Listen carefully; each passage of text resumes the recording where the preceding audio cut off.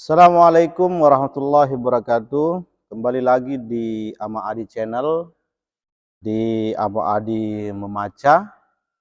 Hari ini kita akan membacakan adab duduk dan sikap terhadap teman.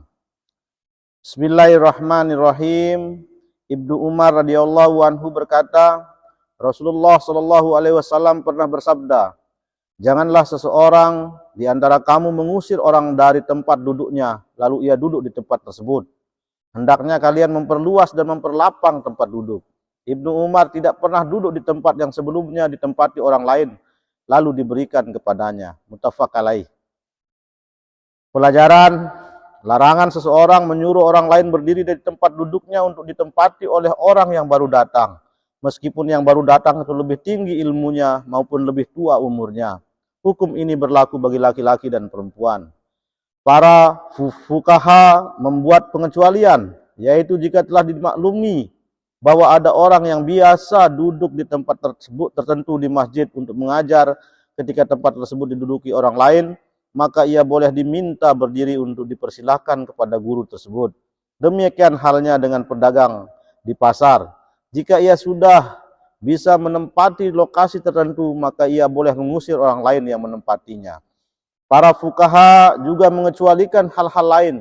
Ini tidak bertentangan dengan anjuran untuk bangkit dan dari tempat duduk untuk menghormati orang alim tanpa adanya permintaan.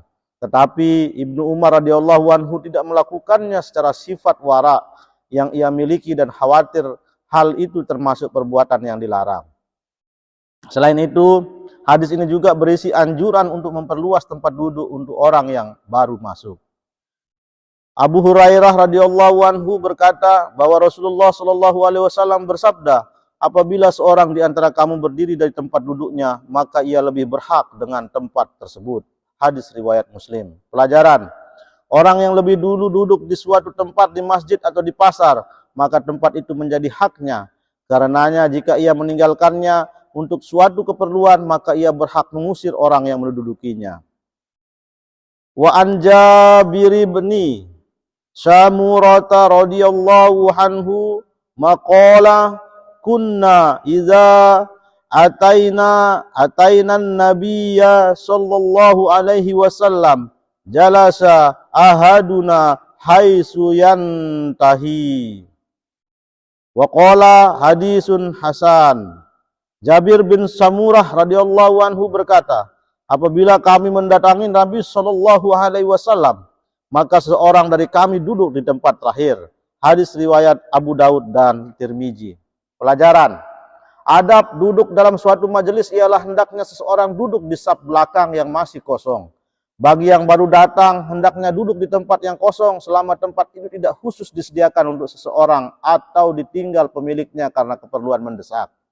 Tidak diperbolehkan menyuruh orang berdiri sambil berdiri dari tempat duduknya, kemudian duduk di tempat tersebut. Abu Abdillah Salman Al-Farisi radhiyallahu anhu berkata, Rasulullah shallallahu alaihi wasallam bersabda, tidaklah seseorang mandi pada hari Jumat, membersihkan dirinya dengan baik, memakai wewangian atau mengusap badannya dengan minyak wangi yang ada di rumahnya, lalu keluar menuju masjid dan tidak memisahkan antara dua orang, melaksanakan sholat sunnah, diam ketika imam sedang berkhutbah, melainkan dosa-dosanya diampuni sampai Jumat berikutnya. Hadis riwayat Bukhari. Pelajaran, anjuran untuk mandi pada hari Jumat, bahkan ada yang mengatakan hukumnya wajib. Waktu mandi dimulai sejak terbitnya fajar shadiq, tetapi yang lebih baik dilaksanakan mendekati masuknya waktu zuhur. Anjuran untuk memakai wewangian, duduk di saf belakang yang masih kosong, serta tidak menyela-nyela punggung yang lain atau memisahkan antara dua orang yang duduk. Anjuran untuk sholat sunnah sebelum khutbah dimulai dan kewajibannya untuk mendengarkan khutbah. Mengisi hari Jumat dengan adab-adab tersebut dapat menghapus dosa-dosa kecil yang berhubungan dengan Allah Subhanahu wa Ta'ala sampai Jumat berikutnya. Sedangkan dosa-dosa besar hanya dapat dihapuskan dengan tobat. Adapun menghapuskan dosa-dosa yang berhubungan dengan hak orang lain adalah dengan meminta ridhonya dan melaksanakan hak mereka. Amr bin Su'aib diberitahukan oleh bapaknya dan bapaknya diberitahu oleh kakeknya radhiyallahu anhu bahwa Rasulullah shallallahu alaihi wasallam bersabda, tidak halal seseorang memisahkan antara dua orang kecuali dengan izin mereka. Hadis riwayat Abu Daud dan Tirmizi. Tirmizi berkata, hadis ini hasan. Di dalam riwayat Abu Daud disebutkan, tidak boleh seseorang duduk di antara dua orang, melainkan atas izin mereka. Pelajaran, larangan memisahkan dua orang yang berdampingan dan duduk di antaranya, kecuali atas izin mereka. Selain itu tidak diperbolehkan mencuri dengan dengar pembicaraan mereka kecuali mendapat izin, terutama jika mereka berbicara secara rahasia. Huzaifah bin Al-Yaman radhiyallahu anhu berkata bahwa Rasulullah sallallahu alaihi wasallam melaknat orang yang duduk di tengah halaqah, sekumpulan orang yang duduk secara melingkar. Hadis riwayat Abu Daud. Sanad hadis ini hasan. Tirmizi meriwayatkan dari Abu Mizlad bahwa ada seseorang yang duduk di tengah halaqah, maka Huzaifah berkata, orang itu dilaknat melalui lisan Muhammad sallallahu alaihi wasallam atau melalui lisan Muhammad sallallahu alaihi wasallam. Allah melaknat orang yang duduk di tengah halaqah. Tirmizi berkata, hadis ini hasan sahih. Pelajaran, larangan menyela-nyela punggung orang lain dan duduk di tengah mereka. Seseorang muslim harus menjaga perasaan orang lain sehingga tidak masuk dalam pertemuan dan urusan mereka tanpa izin.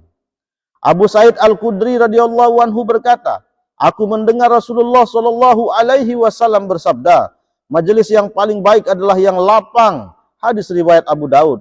Sanad hadis ini sahih, memenuhi syarat Imam Bukhari. Pelajaran, anjuran untuk melapangkan tempat duduk di suatu majelis karena hal itu mendatangkan kebaikan, berkah dan kenyamanan bagi orang-orang yang duduk, juga menghilangkan akibat buruk sempitnya majelis seperti kebencian dan kemarahan. Abu Hurairah radhiyallahu anhu berkata, Rasulullah sallallahu alaihi wasallam bersabda, barang siapa duduk di sebuah majelis dan banyak melakukan kesalahan, lalu sebelum bangkit ia mengucapkan subhanakallahumma wa bihamdika, maha suci engkau ya Allah, dan dengan memujimu aku bersaksi bahwa tidak ada Tuhan selain engkau. Aku memohon ampunan kepadamu dan aku bertobat kepadamu, melainkan seluruh kesalahan dalam majelis tersebut telah diampuni. Hadis riwayat Tirmizi. Dia berkata, hadis ini hasan sahih. Pelajaran, disyariatkannya mengucapkan doa tersebut setiap akan mengakhiri majelis, karena doa tersebut dapat menghapus dosa-dosa selama majelis berlangsung. Namun para ulama mengkhususkan doa-doa kecil yang berhubungan dengan Allah Subhanahu wa taala berdasarkan hadis-hadis lain. Abu Bazrah radhiyallahu anhu berkata, apabila Rasulullah sallallahu alaihi wasallam hendak mengakhiri suatu majelis pada saat menjelang akhir hayatnya, beliau mengucapkan subhanakallahumma wa bihamdika, maha suci engkau ya Allah, dan dengan memujimu aku bersaksi bahwa tidak ada Tuhan selain engkau. Aku mohon ampunan kepadamu dan aku bertobat kepadamu. Lalu ada seorang berkata, ya Rasulullah, sungguh engkau telah mengucapkan suatu yang tidak pernah engkau ucapkan sebelumnya. Kemudian beliau bersabda, ucapan itu merupakan kafarah, penghapus dosa-dosa yang terdapat di dalam majelis. Hadis riwayat Abu Daud dan Hakim. Pelajaran, Rasulullah sallallahu alaihi wasallam mengucapkan doa tersebut adalah dalam rangka mengajarkannya kepada umat beliau, serta untuk mendapatkan tambahan pahala, bukan karena terjadi banyak kesalahan dalam majelis beliau. Ibnu Umar radhiyallahu anhu berkata, sangat jarang Rasulullah sallallahu alaihi wasallam bangkit dari majelisnya tanpa terlebih dahulu mengucapkan doa-doa berikut. Allahumma qsim lana min khasyatika ma taqulu. Ya Allah, anugerahi kami rasa takut kepadamu yang dapat mencegah kami berbuat maksiat kepadamu. Anugerahi kami rasa taat kepadamu yang dapat mengantarkan kami menuju surgamu. Anugerahkan kami keyakinan yang dapat meringankan malapetaka dunia yang sedang menimpa kami. Ya Allah, berikanlah kami kenikmatan melalui pendengaran, penglihatan, dan kekuatan kami selama Engkau menghidupkan kami, serta jadikanlah kenikmatan itu selamanya bersama kami. Jadikanlah kemarahan kami untuk melawan orang-orang yang menzalimi kami dan menangkan kami terhadap orang-orang yang memusuhi kami. Jangan Engkau jadikan bencana kami di dalam agama kami. Jangan Engkau jadikan dunia sebagai harapan kami yang terbesar, dan jangan pula Engkau jadikan dunia sebagai puncak ilmu kami. Janganlah Engkau jadikan orang-orang tidak mengasihani menjadi para pemimpin kami. Hadis riwayat Tirmizi. Pelajaran, anjuran untuk berdoa secara umum dan pada saat bangkit dari majelis untuk meminta kebaikan dunia dan akhirat kepada doa merupakan inti ibadah. Dengan selalu berdoa, orang akan terbiasa dengan ibadah dan merasa butuh kepada Allah. Anjuran untuk menjaga kebaikan indera kepada Allah Subhanahu wa taala dan meminta segala kebutuhan hanya padanya. Selalu menjaga kesehatan indera selama hidup agar dapat menggunakannya dalam melaksanakan segala yang diridhoi Allah Subhanahu wa taala serta meminta kemenangan terhadap musuh yang zalim. Sesungguhnya musibah yang menimpa agama adalah musibah yang dapat menyebabkan kesengsaraan besar di dunia dan di akhirat. Kehidupan dunia yang fana tidak boleh dijadikan tujuan akhir hidup kemanusiaan. Musibah yang menimpa orang berupa kezaliman, musuh atau penguasa adalah akibat dari dosa-dosanya. Oleh sebab itu, jika ia ingin lepas darinya, maka harus memperbaiki hubungan dengan Allah Subhanahu wa taala sehingga Allah Subhanahu wa taala menyelamatkannya dengan kekuasaannya. Abu Hurairah radhiyallahu anhu berkata, Rasulullah shallallahu alaihi wasallam bersabda, apabila ada sekumpulan orang yang tidak menyebut nama Allah taala ketika duduk, maka mereka bangkit ibarat bangkai keledai. Mereka pasti menyesal. Hadis riwayat Abu Daud. Pelajaran, peringatan terhadap sikap melalui berzikir pada Allah sikap lalai berzikir pada Allah Subhanahu wa taala dan seruan untuk meninggalkan sikap buruk tersebut dengan cara memberikan gambaran yang menjijikkan. Sebab penyakit hati yang paling berat adalah lalai terhadap Allah Subhanahu wa taala. Sedangkan kebanyakan perbuatan maksiat adalah bermula dari kelalaian. Abu Hurairah radhiyallahu anhu berkata bahwa Nabi sallallahu alaihi wasallam bersabda, apabila ada segolongan orang duduk di sebuah majelis, mereka tidak berzikir kepada Allah dan tidak membaca salawat kepada nabinya, maka mereka kelak akan menyesal. Allah mungkin akan mengazab atau mengampuni mereka jika ia menghendaki. Hadis riwayat Tirmizi. Pelajaran, zikir kepada Allah Subhanahu wa taala dan salawat kepada Nabi Muhammad sallallahu alaihi wasallam wajib diucapkan pada setiap majelis karena Allah menyediakan azab bagi yang meninggalkannya. Sebagian ulama yang menganggap bahwa meninggalkan zikir kepada Allah dan selawat kepada Nabi sallallahu alaihi wasallam dalam majelis adalah makruh. Hadis di atas secara zahir menerangkan bahwa zikir kepada Allah dan selawat kepada Nabi sallallahu alaihi wasallam dalam majelis adalah wajib. Abu Hurairah berkata bahwa Rasulullah sallallahu alaihi wasallam bersabda, barang siapa duduk di sebuah tempat dan tidak menyebut Allah taala, maka kelak ia akan menyesal di sisi Allah. Dan barang siapa berbaring di sebuah tempat dan tidak menyebut Allah Ta'ala, maka kelak ia akan menyesal di sisi Allah Subhanahu Wa Ta'ala. Hadis riwayat Abu Daud.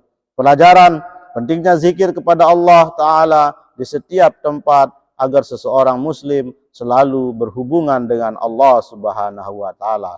Demikian tadi kami sudah membacakan adab duduk dan sikap terhadap teman. Semoga video ini bermanfaat. Wabillahi taufik wal hidayah. Wassalamualaikum warahmatullahi wabarakatuh.